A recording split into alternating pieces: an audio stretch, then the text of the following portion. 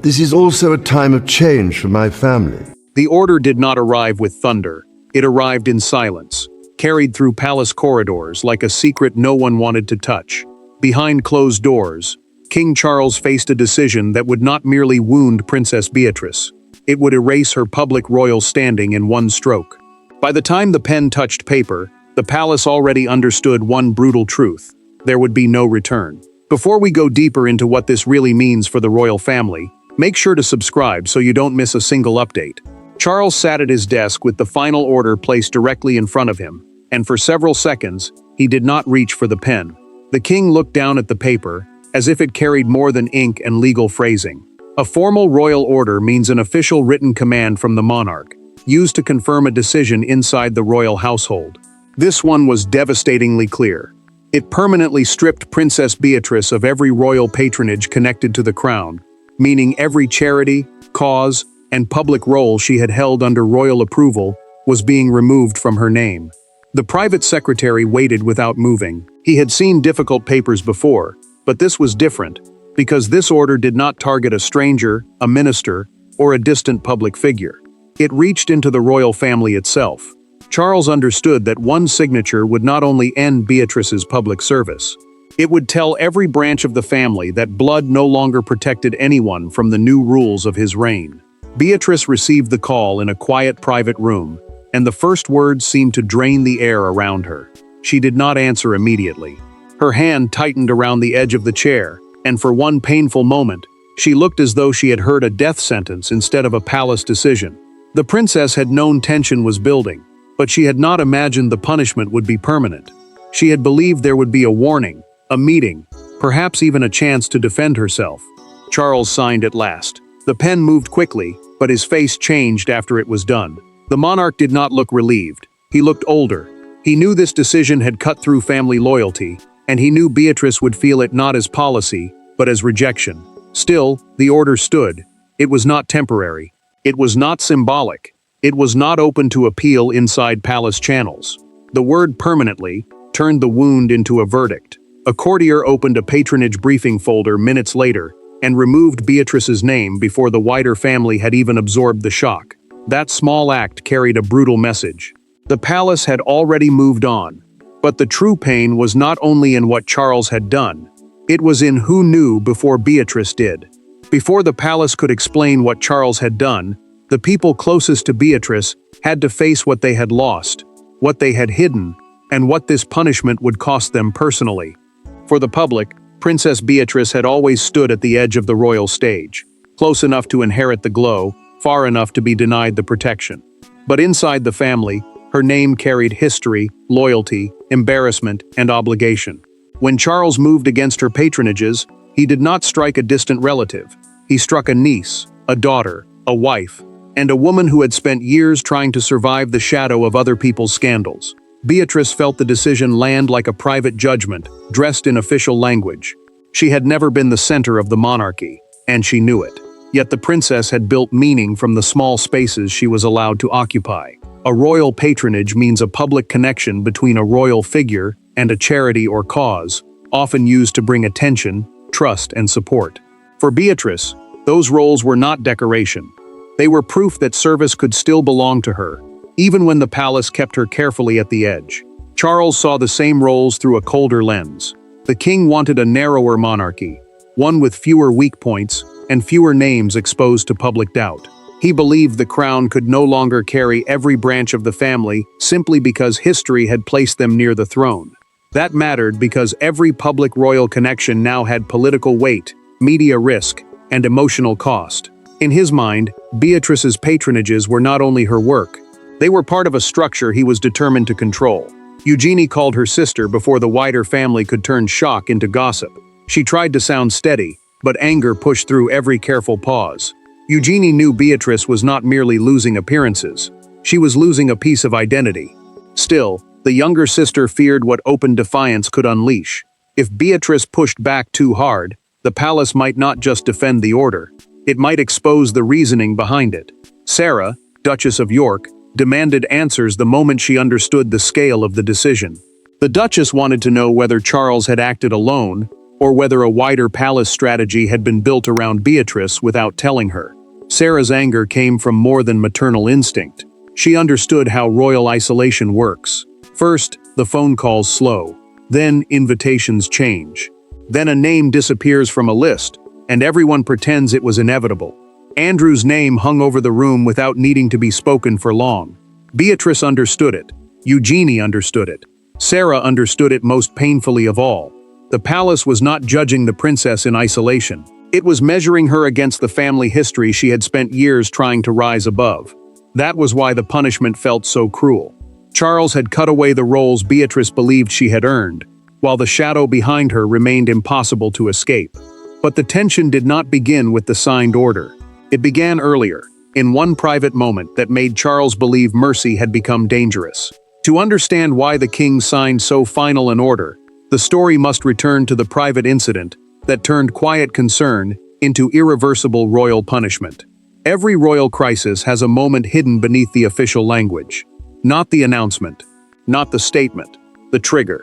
For Beatrice, that moment came weeks earlier inside a side chamber near St. George's Chapel, where a quiet conversation became the point of no return. No cameras captured it. No guests understood it. But by nightfall, Charles had been told enough to see the situation not as awkward, but dangerous. Beatrice had left a memorial service at Windsor with her composure still intact, but only just. St. George's Chapel is the historic royal chapel inside Windsor Castle, used for major family services, weddings, and solemn ceremonies that carry deep royal meaning. That mattered because this was not a casual corridor exchange. It happened in a place where family memory, public duty, and royal image all pressed together. The princess had just noticed that her name had disappeared from early notes about future patronage planning, and she wanted a direct answer before the silence became official. Beatrice stopped a senior palace aide near the side chamber and asked why her royal work was being quietly dismantled. The aide tried to soften the moment with careful words, but the princess heard the evasion immediately. She did not shout. She did not lose control. That made it worse. Her voice stayed low, but every sentence carried humiliation. She asked whether the palace planned to erase her first, and explain later. The aide understood then that this was no longer a scheduling issue. It was a family wound breaking open. The aide wrote the account that evening in a confidential internal note, describing the exchange as controlled, tense, and impossible to ignore. A confidential internal note means a private written record prepared for senior palace offices, usually not meant for the public. In that note, the aide said Beatrice had demanded clarity before any formal notice was delivered. That detail mattered because it showed she already suspected the truth. She believed the palace was removing her dignity before removing her duties. Charles read the note later and felt the danger beneath the words. The king was not simply angry. He felt cornered. If Beatrice believed promises had been broken, then private tension could become public accusation. If public accusation began, the monarchy's careful discipline could fracture.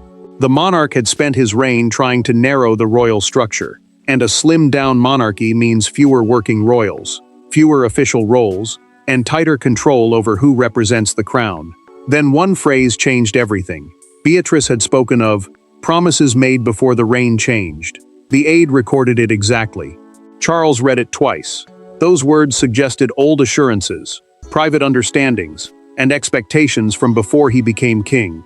They hinted that Beatrice believed her place had been protected by something deeper than goodwill. The private office understood the danger at once.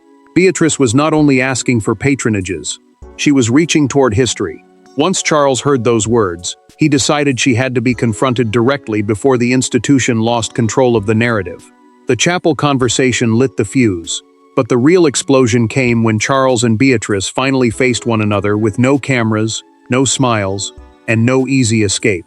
The meeting was supposed to be calm. It was arranged as a family conversation, softened by palace language and wrapped in royal restraint. But the moment Beatrice stepped into the room, the illusion collapsed. Charles stood near the fireplace, not behind a desk, as if trying to appear less like a monarch and more like an uncle. Yet the order between them made that impossible. Beatrice stopped just inside the room and looked first at the king, then at the closed folder on the table. Windsor had held family conversations before, but this one carried a different weight because the decision was already moving through palace channels. A palace department means one of the internal offices that manages royal schedules, charities, communications, and official duties. Once those offices receive an order, a private family matter becomes a working instruction. That was why this meeting mattered. Charles was not merely explaining pain. He was confirming a system already prepared to enforce it. Charles asked her to sit, but Beatrice remained standing. The princess knew that sitting would make the moment feel polite, and nothing about this felt polite to her. She asked why she was being punished for wanting clarity. Her voice trembled on the first words, then hardened as she spoke again. Beatrice said she had served quietly, accepted limits, avoided public complaint, and still found herself treated like a risk to be managed instead of a person to be heard. Charles held his expression, but the king's jaw tightened. He told her the monarchy could not carry uncertain loyalties. The phrase landed like a slap. Beatrice stared at him as if the words had opened a door she never wanted to see behind. Uncertain loyalties did not sound like policy. It sounded like judgment. It sounded like Charles had already decided that her devotion was not enough, that her name, her family line, and her questions had made her suspect. Beatrice placed a list of her patronages on the table with a controlled hand. She pointed to one connected to children's welfare and asked whether service now counted for nothing. The princess did not raise her voice.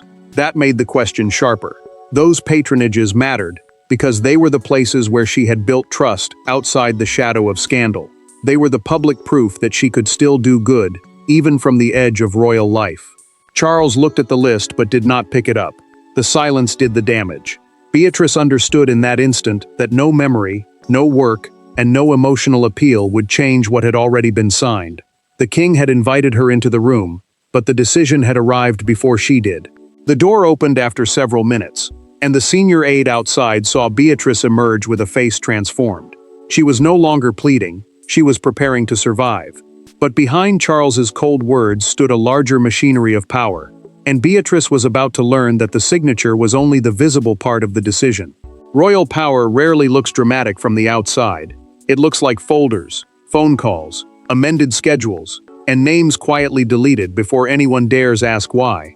After Charles made his decision, the palace machine began moving with terrifying precision. Yet inside that machinery were human faces, aides avoiding eye contact, secretaries lowering their voices, and one senior courtier who understood that a family wound had just become official policy. The senior courtier stared at the email before sending it, his finger resting near the key, as if one small delay could soften what was coming. The palace private office, which is the team that handles the monarch's official decisions, schedules, correspondence, and household instructions, had begun notifying patronage administrators that Beatrice's association with crown-linked causes was ending permanently. That mattered because these administrators did not handle gossip. They handled real charity calendars, public appearances, event planning, donor confidence, and the careful relationship between royal names and public trust. Charles wanted the order carried out cleanly. The king believed the monarchy had to define who could represent royal authority and who could not. In his mind, the crown could no longer allow blurred roles, half-protected relatives, or uncertain public messages. That mattered because every royal name attached to a cause carried the weight of the institution behind it. If Beatrice remained connected, even quietly, then Charles's new rules would look weak before they had fully begun. The senior courtier finally sent the first email, then sat back as though the room had changed temperature. He knew Beatrice would not simply lose dates on a schedule. She would lose the proof that her service had mattered. A few formal lines had just severed years of symbolic work, and the courtier understood the cruelty of that simplicity. Beatrice's name could be removed faster than her pain could be understood. Camilla watched Charles after the briefing, and noticed what others were too nervous to say. The queen consort saw that he was not triumphant. He looked withdrawn, almost hollow, as if the order had taken something from him too. Camilla knew the king wanted control, but she also knew family decisions leave marks that official language cannot hide. Charles had won the authority of the moment, yet the victory gave him no peace. William's office received its briefing earlier than most of the family. That detail moved quietly, but it mattered. The prince was not standing outside the decision. William, the future king, had been brought into the circle before others were told what had happened. His early briefing showed that this was not only about Charles's reign, it was about the monarchy being shaped for the next one. The patronage chairman asked one careful question before ending the call. Could Beatrice attend one final farewell event? The chairman asked because he knew the charity workers respected her, and he knew silence would feel brutal. The palace answer came back blunt and cold. No public goodbye. The chairman paused, then accepted what the palace had made clear. That refusal changed everything. Beatrice was not being eased out. She was disappearing from public royal service without ceremony, without thanks, and without a final wave. Once the emails left the palace, the order stopped being theory. It became a series of doors closing in Beatrice's face, one after another. The first consequence did not come with a headline. It came with an empty chair. At a charity planning meeting where Beatrice's name had once sat neatly on the agenda, her place was removed before the attendees arrived. No speech explained it. No tribute softened it. A woman who had once been expected was suddenly absent, and that absence said more than any palace statement ever could. A staff member lifted the name card with both hands, as if even paper had become dangerous. The meeting was tied to one of Beatrice's former patronages, and a patronage, in plain terms, is when a royal figure publicly supports a charity or cause to bring attention and credibility. That mattered because her name had not only helped fill seats, it had helped donors listen, volunteers feel seen, and organizers believe their cause had royal backing. Removing her from the table changed the room before anyone spoke. The charity director noticed the empty place first and lowered his eyes. He had worked with Beatrice long enough to understand the cruelty of absence. Staff members had been instructed not to mention her future involvement, not to ask whether she would return, and not to include her in revised planning notes. That silence mattered because it proved the order was no longer trapped inside palace walls. It had entered calendars, meetings, conversations, and the real lives of people who had once depended on her support. Beatrice received the updated schedule at home and stared at it without moving. 3 appearances had vanished, not postponed, not under review, gone. The princess read the list once, then again, as if the words might return if she looked carefully enough. Eduardo sat beside her and watched the pain gather behind her silence. He did not rush her. He knew comfort would only reach so far when the wound came from family and carried the seal of the crown. Eduardo finally touched her hand, and Beatrice folded the schedule slowly. She told him the hardest part was not losing the dates. It was losing the chance to say goodbye. Those causes had given her a way to stand in public without apology. They had allowed the princess to be useful, steady, and separate from the storms around her family name. Now even farewell had been denied. A private note arrived later from one charity, despite palace pressure to keep communication formal and minimal. The message thanked Beatrice for kindness, patience, and years of quiet effort. The princess held the note for a long time, and Eduardo watched her expression change. The palace had erased her title from the page, but it had not erased the memory of the people she had served. Beatrice kept the note folded in her hand, like proof that her work had mattered. Then Eugenie arrived, and grief hardened into something quieter, stronger, and more dangerous. The machinery had done its damage, but the turning point came away from the institution, in a private sisterly moment, where Beatrice finally said what the palace had tried to silence. By the time Eugenie reached Beatrice, the palace had already spoken in removals, omissions, and closed doors. But sisters do not need official statements to understand heartbreak. In a private sitting room, with no aides nearby and no palace language to soften the blow, Beatrice finally stopped performing composure. The royal mask slipped. What remained was not rebellion. It was the pain of someone realizing her place had always been conditional. Beatrice sat with the folded note still in her hand when Eugenie entered, and neither sister rushed to speak. The silence between them carried years of shared understanding. Royal identity means more than a title. It is the public role, family duty, expectation, and pressure that follows someone born close to the crown. For Beatrice and Eugenie, that identity had always been complicated. They were royal enough to be watched, judged, and blamed, but not always royal enough to be fully protected. Eugenie sat beside her sister and looked at the note before looking at Beatrice. She understood why it mattered. The palace had removed official roles, but this small message proved someone outside the family still remembered the work. Beatrice finally said what she had not said to Charles. Losing the patronages hurt because they were the only part of royal life that had felt earned, not inherited, not granted by birth. earned through showing up, listening, and staying loyal even when loyalty brought no safety. Eugenie's eyes filled, but she kept her voice steady. She told Beatrice that dignity now mattered more than fighting a palace that had already chosen its answer. Eugenie was angry, but she also knew the danger. If her sister pushed too hard, every word could be twisted into defiance. Every hurt could be turned into proof that Charles had been right to act. That was the cruel trap. The palace could wound Beatrice privately, then punish her again if she bled in public. Beatrice lowered her voice and revealed something she had almost said in the meeting with the king. She had nearly asked whether the decision was truly about her own conduct or about the family name she carried. It was a dangerous question because everyone in that room would have understood it. The shadow was not spoken loudly, but it had followed her for years. Beatrice had spent so long trying to stand apart from it, and still, the shadow had reached the table before she did. Eugenie warned her not to ask that question outside the room. She said the palace would not treat pain as pain. It would treat pain as a challenge. Beatrice understood. Her silence would not mean acceptance. It would mean survival.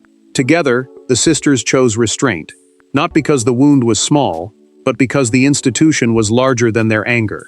Yet outside the palace, that silence had already begun to speak for them. What began behind closed doors now moved beyond royal control, as newspapers, broadcasters, crowds, and commentators turned Beatrice's empty patronages into a national spectacle.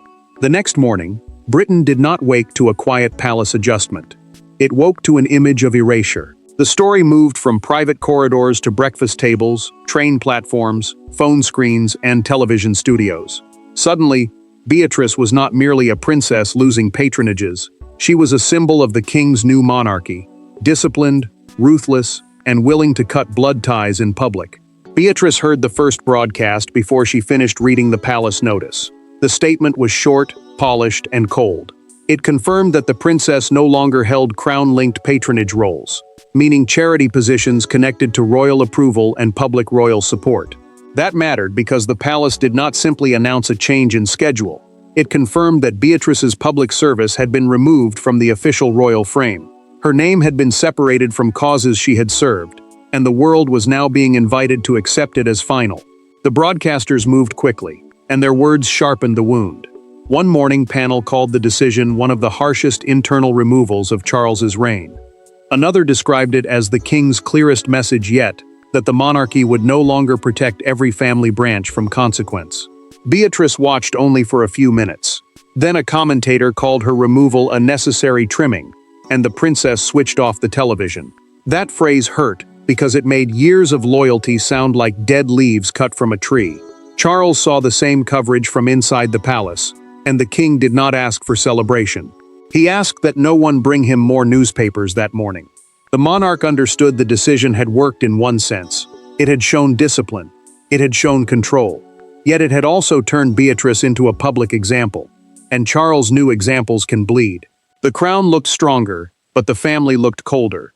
A single front page outside a London newsstand captured the national mood. Beatrice's portrait stood beside the headline, "The King's Final Cut," with a smaller line beneath it reading, "No farewell, no return." People stopped to stare before buying the paper. That image mattered because it turned a palace order into something ordinary citizens could feel at a glance. A princess had not merely stepped back, she had been removed. At Buckingham Palace gates, a small crowd gathered by late morning. One woman held flowers and spoke to a camera with visible sadness. "Service should not end like this," she said. Her words spread because they were simple, and because they touched the heart of the story. People could debate royal discipline, but they understood humiliation. They understood goodbye being denied. The palace stood firm as the public reaction grew louder. Beatrice remained silent. Charles remained fixed. The order held. But when the noise faded and the headlines stopped moving, the monarchy was left with the human truth beneath the order. Charles had protected the crown, but Beatrice had paid the price. In the end, the order did exactly what it was designed to do. It drew a line. It told the palace, the public, and every distant branch of the royal family that Charles would not allow sentiment to weaken his reign. But every line has a cost. This one did not simply remove Beatrice from patronages. It changed the emotional map of the family forever. Charles stood alone after the noise had faded, and the silence around him felt heavier than the decision itself. The king placed the pen back into its case with slow care, as if returning a weapon after it had already done its damage. A slimmed-down monarchy means a smaller royal system with fewer official working members, and tighter control over who represents the crown. That mattered because Charles had now turned that idea into action. It was no longer a phrase used in briefings. It had become a family wound with a signature beneath it. Beatrice accepted the new reality without a public scene. The princess did not stand outside palace gates. She did not offer a dramatic statement. She did not challenge the order in front of cameras. Her restraint looked calm from the outside, but privately it carried grief. Those patronages had given her something the palace could not easily measure: purpose. They had allowed her to feel useful in a family where usefulness is often judged by rank, visibility, and closeness to power. William's quiet support gave the decision an even deeper meaning. The prince did not need to speak loudly for the palace to understand his position. His silence aligned with Charles, and that silence mattered. It showed that the future monarchy was already taking shape beside the present one. Beatrice had not only been removed by the king, she had been removed from the future being built after him. Charles knew the true revelation would not be found in the order's wording. Everyone already knew the monarch had power. The shock was that he had chosen to use it permanently against someone with royal blood. That was the brutal message. The crown could still protect its image, but it would no longer protect every person born near it. Loyalty would be measured. Public roles would be controlled. Family feeling would not be enough. Beatrice grieved without spectacle, and that made her loss more painful. The princess had not simply lost events on a calendar. She had lost a public language for who she was. The causes remained. The meetings continued. The palace moved forward, but her name no longer stood among them. Charles preserved his authority. Beatrice lost her patronages. William's future grew clearer, and the monarchy proved it would choose survival over softness. Even when the person hurt carried royal blood, there was no hidden reversal, no final rescue, and no next escape. The signature stood, the patronages were gone, and Beatrice's royal chapter had been permanently rewritten. Thanks for watching. Please don't forget to like and subscribe, and we will see you in next one.